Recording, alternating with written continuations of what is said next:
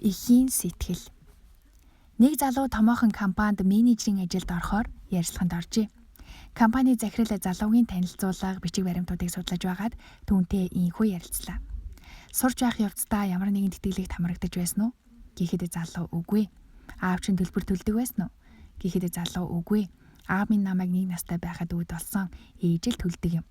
Ээж чинь юу эрхэлдэг хүн бэ? Насаараа гэрээр хүмүүсийн хувцас угааж мөнгө олдог доо. Захирал залуугийн болбрай, зөөлөн, цэвэрхэн гарыг хараад та ээжтэй хаяа тусалдгүй гэхэд үгүй. Ээж минь намайг сайн сур, хичээлдээ л анхаар гэдэг юм.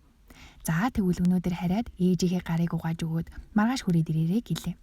Залууч ажилд орох магадлал өндөр байна да хэмээн баярлаж орой ээжийнхээ гарыг угааж өгье гэхэд гайхсан ээж нь санаа зовонгүй гараа өглөө.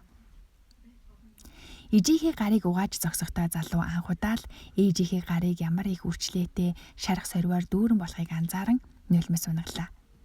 Энэ л хоёр гар миний төлөө зүтгэж, энэ л хоёр гараар миний ирээдүй төлөгдсөндөө гэж бодхоос өрөмтрэн залуу тэр өдөр үлдсэн бүх хувцсыг нь ээжтэй угааж туслаад шүнжин нойр нь хулжсаар өглөөн нь захирал дээрээ очлоо.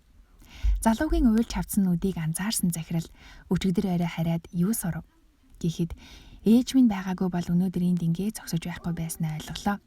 Өчигдөр ээжтэй туслаж байхдаа хүн зоригдоо хүрэхийн тулд яаж хөдөлмөрлөх ёстойг, гэр бүлдээ багч болов туслах ёстойг ухаарлаа.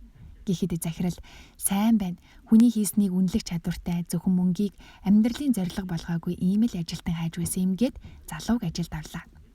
Залуу хөдөлмөрч, найрсаг, тусч байж хамт олонныхоо дунд нэр хүндтэй нэгэн болж компани ажиллаж цэцэглэж эхэллээ.